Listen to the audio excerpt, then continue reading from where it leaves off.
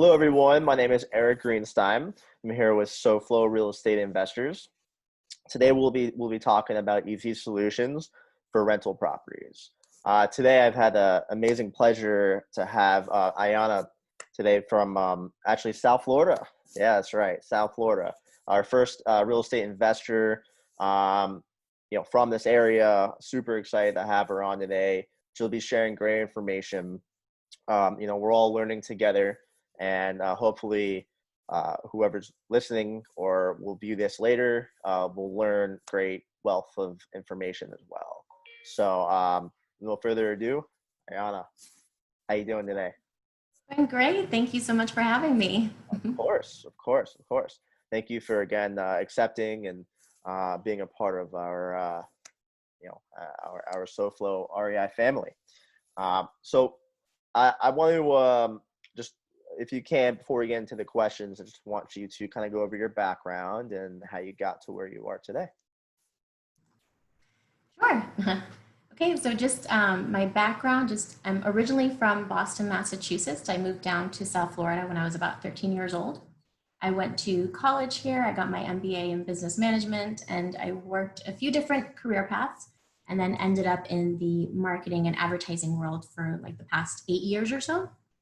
Then about 3 years ago, I read the very well-known book, Rich Dad, Poor Dad, along with a few other books. And that is essentially what gave me that first spark into the real estate investment world. So after reading that book, I definitely knew that I wanted to invest in real estate. I just wasn't exactly sure how.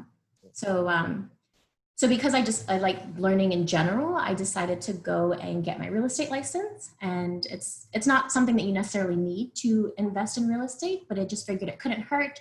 I wanted to learn the back end processes of buying and selling real estate and just the terminology, familiarizing myself with contracts and all of those items. And basically, once I got my license, it ended up just becoming a second career path for me. So I joined a team. I started closing deals and helping people buy and sell real estate, and all while still working my full-time marketing job.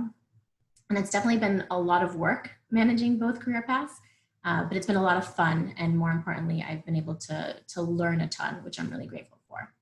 And additionally, it's been nice to be able to make that added commission in addition to my regular 9-to-5 salary. And that's really just helped me to put aside a nice chunk of cash in my savings. So after a couple of years of selling real estate, I went back to that itch of investing, and I still had that itch to invest. So, but every time I would look in the South Florida market, I was always kind of discouraged.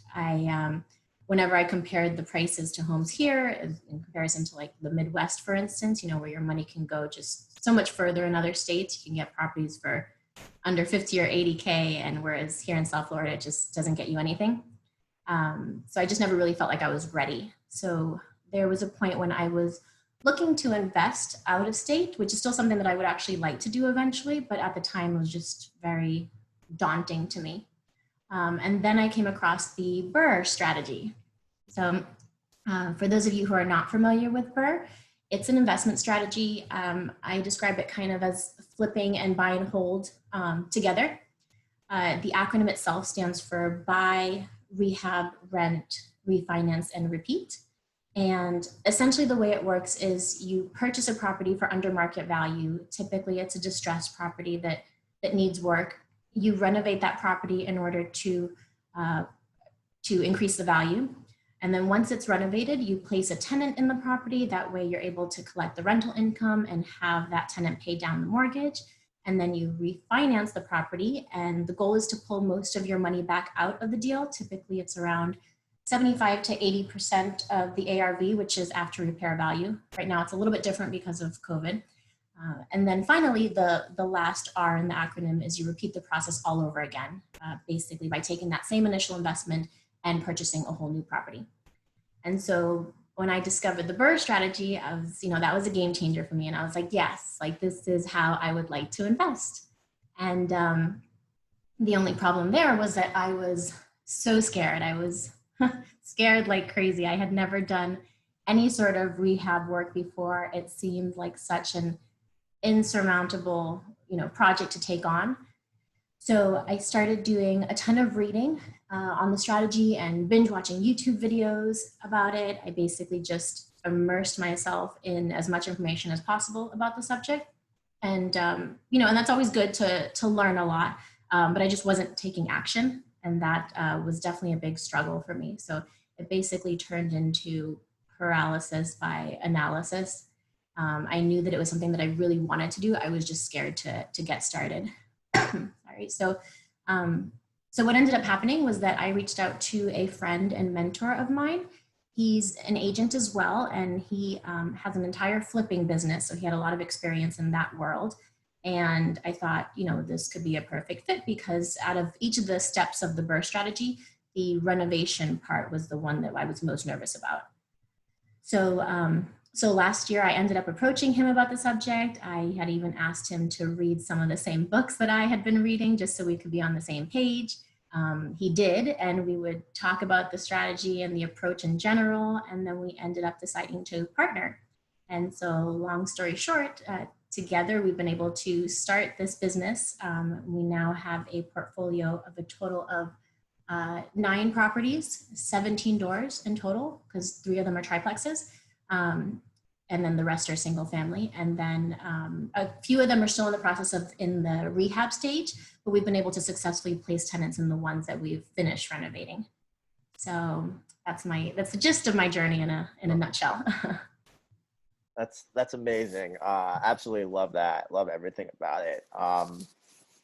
So you did touch up on a few details, but that's totally fine. I'll ask the questions and then we'll go on from there. So what was your first deal and how did you execute the deal? And were there any challenges? Yeah, so originally, make sure my mute button is on. Okay. Originally, my partner and I, when we first decided to move forward and work together, we were planning on doing the first deal with our own money. So I was going to be bringing most of the funds to the table to make it happen. And then he obviously had the knowledge from the flipping business of his and also, a lot of the contacts and relationships already established from his experience.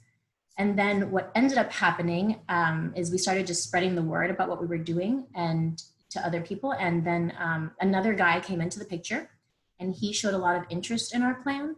He also happened to have a nice, decent amount of cash on his side. And he basically said that he wanted to do a joint venture with us. And so basically he ended up contributing all of the capital that we needed. And we began executing on those deals with no money of our own and just using that private money. So it was a great way to start and gain the experience. And it's also one of the biggest reasons why we've been able to grow at such a fast pace in such a short amount of time. So the second part of your question in regards to challenges. So yes, so there was definitely a great deal of challenges in the beginning. As I mentioned, our initial plan was to do one BRRRR at first by itself. And so I thought I was going to be, at a comfortable pace and really take things step by step and build a solid system as I was learning along the way. And then what ended up happening, which is not necessarily a bad thing, it was just super stressful because our JV partner had such a good amount of cash and was also super eager to get started. We ended up going under contract on multiple properties just right off the bat.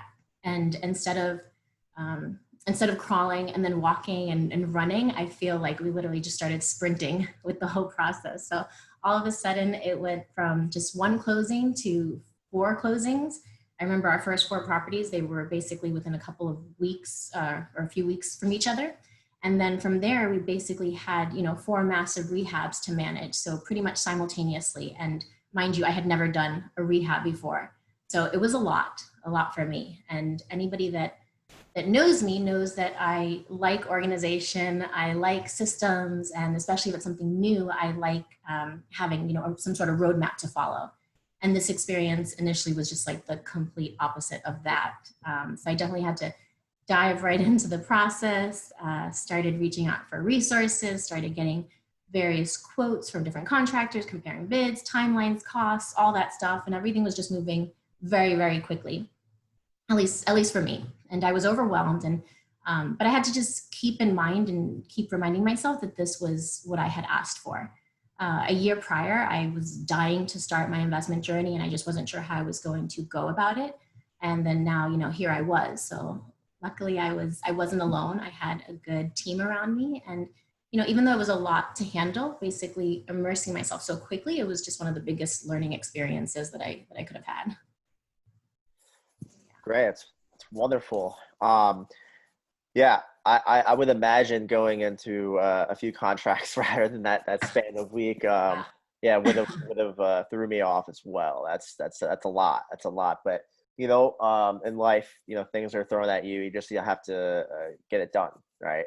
Yeah, sink or swim. Yeah, exactly. You just gotta get it done. That's just how life is. But that's great.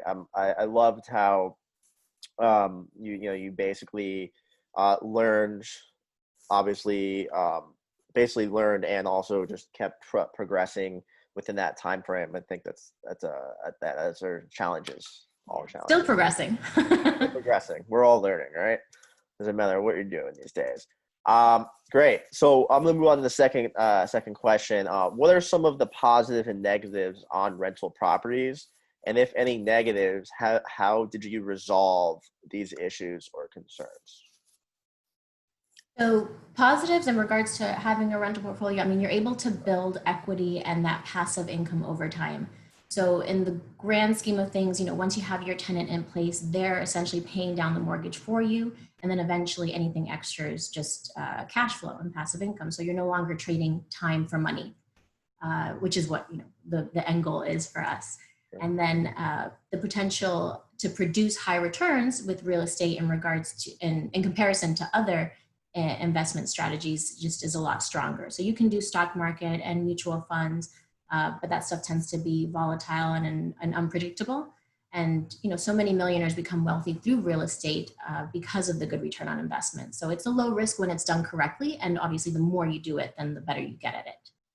And then as far as negatives, so my negative was it just can be so scary. I myself, as I just mentioned, know firsthand how daunting the process can seem. And so I'm sure a lot of people can relate. You're worried about your money, you're worried about making mistakes, you're stressing about timing of the market and dealing with contractors and tenants and vendors, liabilities, whatever issues arise. So it just can be really scary. And my best advice for anyone that's having those type of feelings, as I did and as I still do on various occasions, would be two things. One, definitely educate yourself. Take the time to really research what it is that you're trying to do. Nowadays, there's so many resources out there, whether it's podcasts, books, social media, YouTube was a big one for me. And then, prior to COVID, you could attend meetups like the ones that you do and attend different investment groups and basically just familiarize yourself with whatever strategy that you want to go towards. And the more knowledge you have, the more clarity it gives you, and clarity equals power, and you're able to make just more confident decisions when you feel more comfortable with the subject. And then my second advice, which is what I did, is find a partner. So if you don't feel fully comfortable, which you'll never feel 100% comfortable in the beginning, I would say find a partner who has strengths in the areas that where you might be lacking. Sometimes one person brings the deal into a partnership and the other person contributes the money. Other times, if someone doesn't have the money, you can put in, sweat equity and do more of the work on the overall project. It really just depends. And then other times it might just be people, two people coming together that are a good fit and have the same vision. So I wouldn't necessarily recommend partnering with somebody that's exactly like you, because that can sometimes have its own issues. But I mean, for instance, my partner and I are completely opposites in so many ways. I'm very detail oriented and systems focused, and whereas he's, more big picture thinker and, couldn't care less about the details sometimes. So there's definitely a place and a value from both sides. And, although we can butt heads a lot of times, we definitely balance each other out in a lot of instances because of our differences. And, but I would just recommend just reaching out to people, start having those discussions and conversations about what your goals are and what you're trying to do. And then regardless of, what you believe in, a lot of times when you just put out into the universe of your goals and what you're trying to do, the right people end up showing up for what you need. So, you don't have to know everything to get started.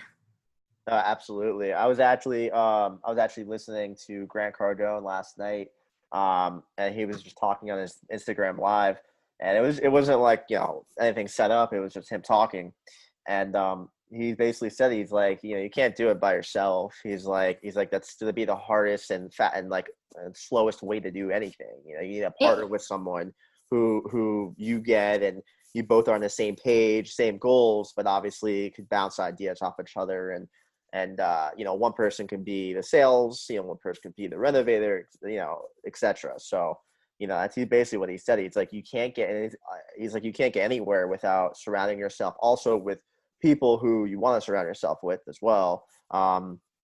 Depending on if they're the same industry or not, you just want to also do that. So it's so definitely, true. yeah, definitely partnering with the right person, get to know them all as well. Um, just know basically who you're going in with, and that's basically what he was talking about. So Yeah, no, I've come to, I mean, prior to, I think it really helped to have my real estate license just to know all the moving parts. But there's just so much that goes on, and I can't imagine one single person doing everything by themselves. I feel like it would just be impossible. I agree. I agree. So this is the third question is actually on topic, and I know that we spoke previously a few times over the phone, and you actually told me a few of your solutions that you use and systems. So what kind of systems do you have in place for managing your properties? So my systems right now are, like I mentioned, definitely still a work in progress.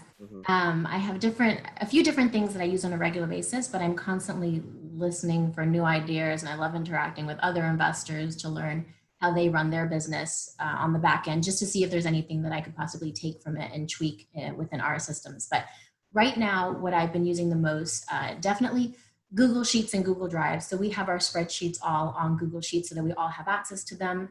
And then when we're looking into, when we're analyzing a particular property to see if it meets our criteria, we plug in the numbers to see if it works, if the numbers make sense.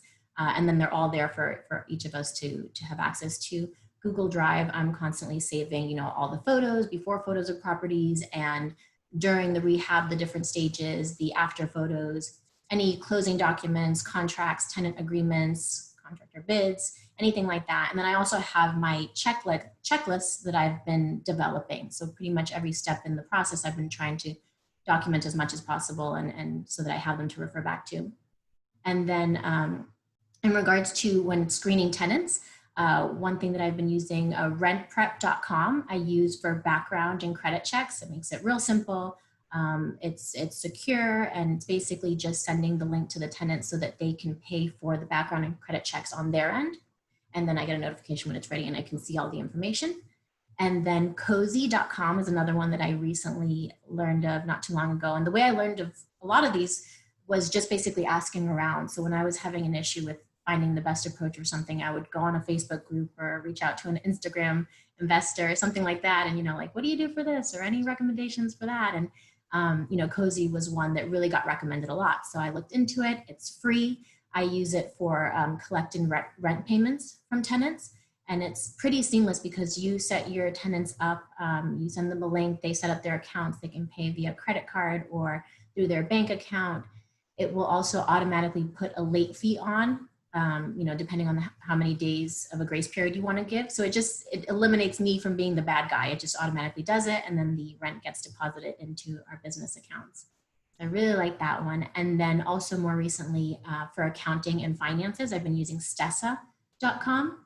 It's basically it's like a QuickBooks, but it's geared more towards landlords and investors, and working with property portfolios, real estate portfolios in general. So I like it. I'm still kind of organizing things in that platform, but I've definitely liked it so far. And another thing, since you asked about systems, so one thing that I've really been trying to do lately is just document everything. It's really important to have your entire process of how you run your business written down in some way. I mean, the end goal is not to be working in your business forever, unless you want to, of course. But eventually we want to scale bigger and also remove ourselves from the day-to-day activities. And in order to do that, you need to be able to just, to replicate yourself. And by having someone come in and do the things that you do exactly the way you do them. So basically, we started so fast in the beginning, as I mentioned. So this portion has been a little bit backwards for me, and I've been playing catch up a lot. And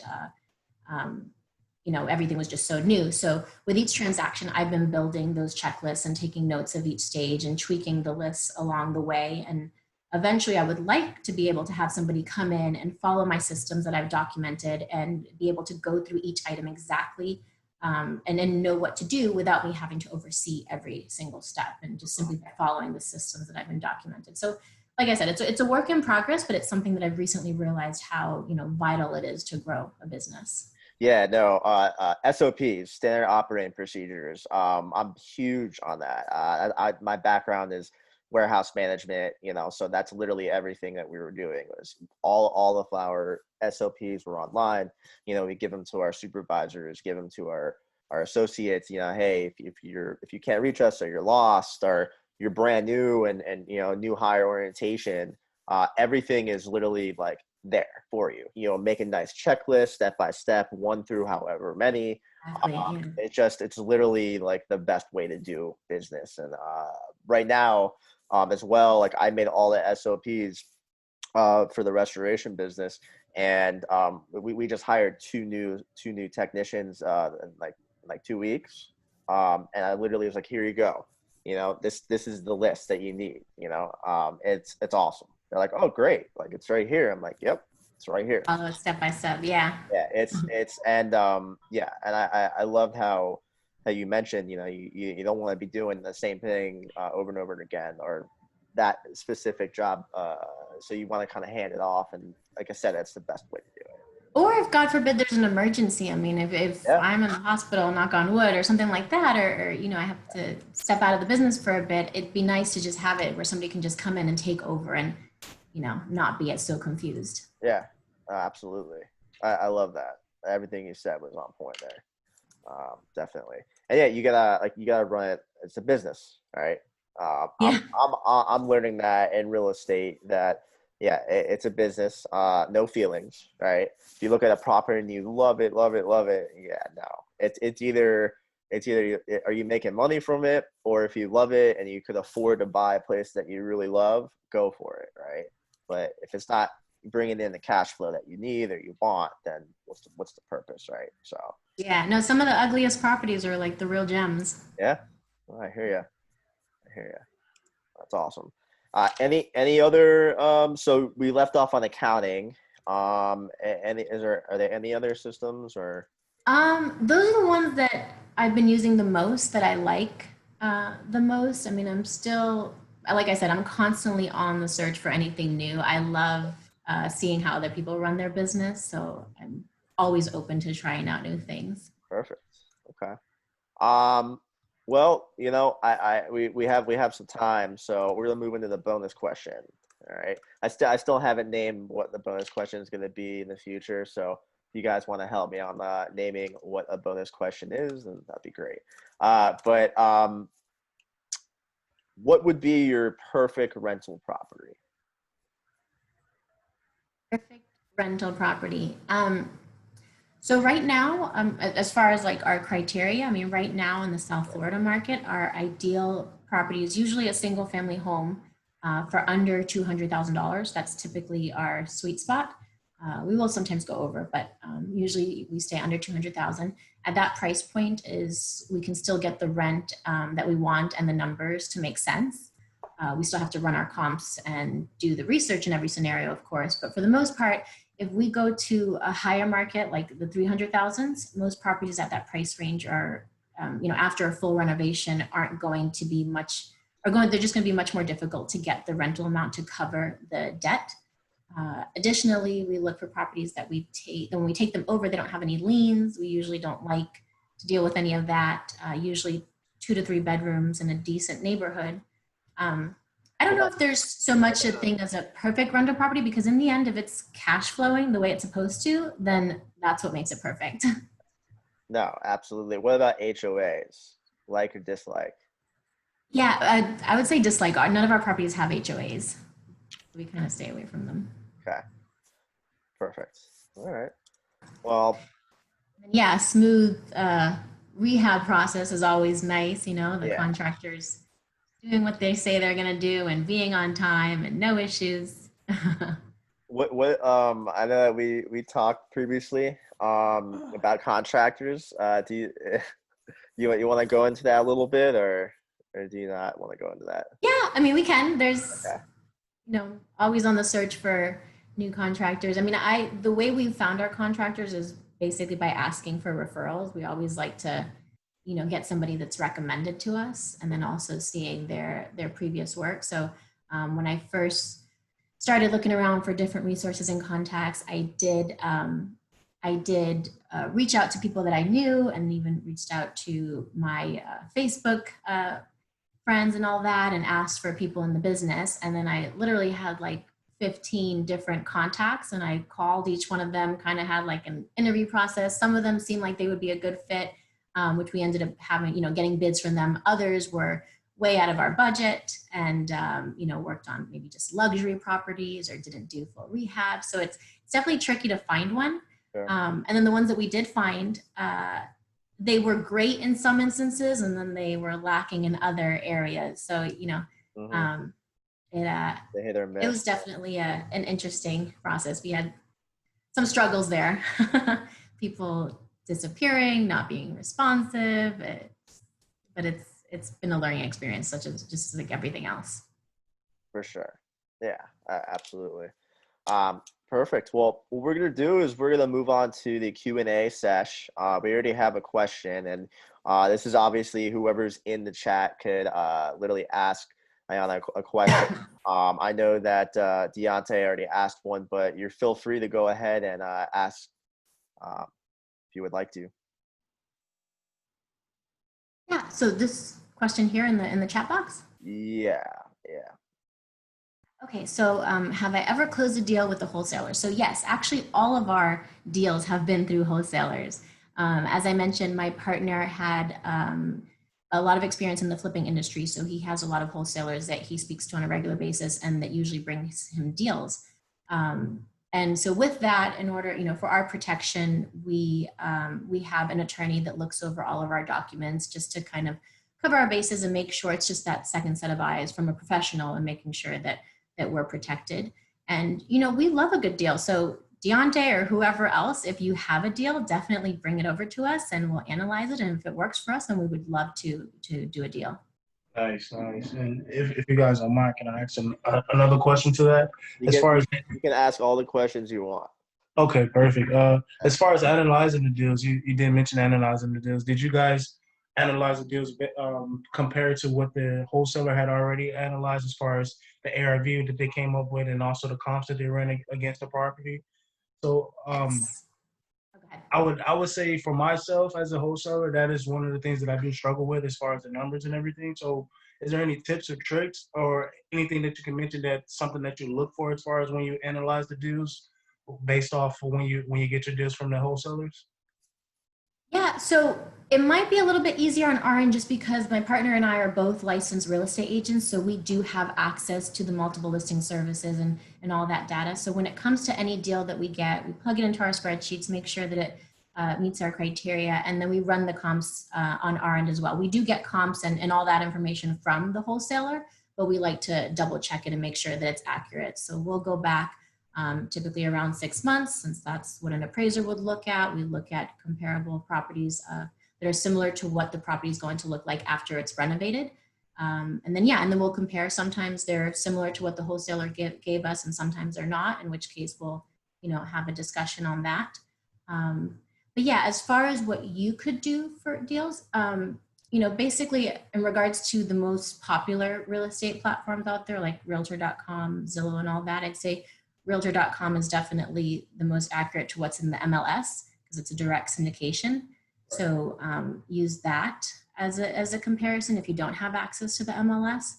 You could also partner with an agent, and have some comparisons done. You run things on your side, maybe they could run things on their side, and you compare. And really, it's just the more you do it, the more you analyze deals, the better you get at it. It's just that practice.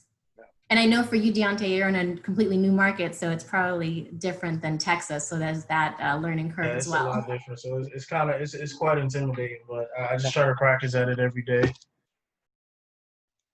Yeah.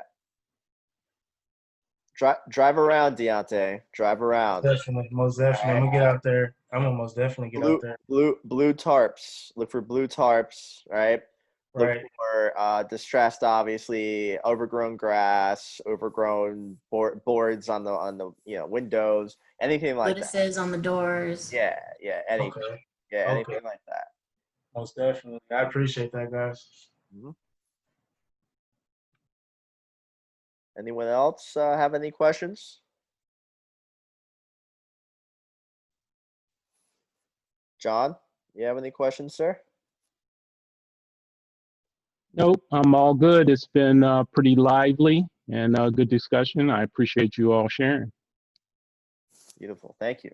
Thank you. Just real quick, I actually just did think of another website that you could use, Deontay, for rental income. So I don't know if it's pronounced rentometer.com or rentometer.com is a Rento. website that you could use if Rento. people are interested in buy and hold or the burr strategy. You could get your comps that way for what properties are going to rent for in that area. Yeah, Right. Renometer is where it's at. That's what I've used for actually a lot of my research. You just plug in like your address and basically like how many rooms you have, and it pops up. I think you have to pay for it though after a certain amount. Do you remember, Ayana, how many times that you have to? I'm not sure because, like I said, I use the multiple listing service. Yeah, yeah. Um, You get yeah, five tries before you have to, or 5 reports before you actually have to subscribe. Uh-huh. Oh, okay. 5 tries. Okay. Well, five reports. So Uh-huh. I think you can pull it up multiple times, but if you actually want to get the report, you get 5 of those before you have to subscribe. Got it. Okay.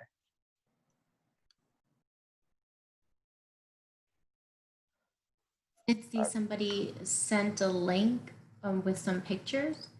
Yeah, let me Um, know if you can get into there. I've been having some issues with, I set up a SharePoint site Uh-huh. just so I can share some of these pictures and different information. So let me know if you all can get in. People been having that problems accessing. Can you get into that site? Yeah. Yeah, I see the pictures. It looks like a home from up north. Is that right? That is correct. Yeah, it doesn't look like a South Florida home for sure. Yeah, It it is looks like a row not. house. It is not a South Florida home. No, When this I is lived in Boston, it reminds me of those type of homes. It is. We're close to what you would expect in Boston. Except Boston's Okay. are bigger and older, and whew, those rehabs are really scary. But we have some of the same things here. So good. You all can get in and see that. That's good. Yeah, I'm just sharing it out. I'm gonna Okay. share it actually. If Perfect. that's okay. Is that Perfect. okay? So let's if you want, we can go over them if you would like, John. No, no, I just wanted to, share. This is your meeting. I didn't want to, upscup your meeting and everything. No, I just thought I'd share and let you all test it out and see if Yeah, you get access to it. yeah, no, we definitely can. No, that's why we're all here. We just wanna talk about. John, I don't remember. Do you do rehabs is this a potential rehab project for yourself? It is. Yeah. So I'm trying to shift, some of my business down to South Florida. So the perfect scenario for me is to, do multifamily down there, multifamily up here, grab one of the units and be able to go, back and forth, right? So that's what I'm looking at, right now. So as Eric said, we've been talking about, trying to home in on a multifamily project to get started. So I'm currently marketing down there, right now. So yeah. Nice, nice. Perfect. Yeah, I mean, one thing when I don't have any experience with it, but when I think about rehabs and owning properties up north, I just think about the winters and the snow and all of that, and we don't have to deal with Really, any of that Ayana, down you're gonna go there? I don't want that picture in my head. here. Please, no, that's exactly why I'm looking to come down there where you are, right? Yeah, I mean, but people are successful with it still. They do it all the time up north, so Absolutely. it can be done. Mhm. So funny. Yeah. So yeah. I mean, if anyone else, any of our new, I see we have a few new faces here. Yeah. Okay. Well, it looks like that. You know, we'll go ahead and wrap it up. You know, I do really appreciate your time. I really do. Thank you very much for your time. Thank you for sharing. Also, I'm happy that I found you via Instagram. Happy that we connected because we are relatively in the same area. So you know, hopefully one day we can all get together and hopefully we can do a few deals, you know, together. Yeah, Um, definitely. yeah. So No, I was just gonna say thank you so much for having me on this. You know how nervous I was, so out of my comfort zone. But this was a lot of fun. I appreciate it, and I definitely look forward to meeting you in person and meeting others in person once this COVID stuff subsides. definitely. Yeah. So if anyone wants to see this video again, it will be posted on our website at SoFloREI.com. Just click on the picture of Ayana's face. That's on the website, and it will bring you straight to the to our lovely meetup today. And Yeah, and also we have a YouTube channel as well. So there was about 5 or 6 previous sessions that we had, and they're all different subjects. So feel free to go and check it out. So again, I really thank you for coming on today. Ayana, again, I can't thank you enough. Real quick, how can we reach you if we would get some information from you or reach out or etc.? Yeah, so you can email me directly. It's ayanarealtor@gmail.com. So my first name, Ayana, realtor@gmail.com. On Instagram, I'm Ayana Realtor. And then if you want to call me, 954-336-8725. But I'm happy to help with any questions that I can answer. I'm happy to collaborate and, exchange ideas and mastermind, always open to making new connections. Perfect. All right. Well, again, thank you again, and hopefully we see everyone on our next show. Thank you, Ayana, for sharing. Thank you, Appreciate it. Ayana. Thank Yeah, you so thank much.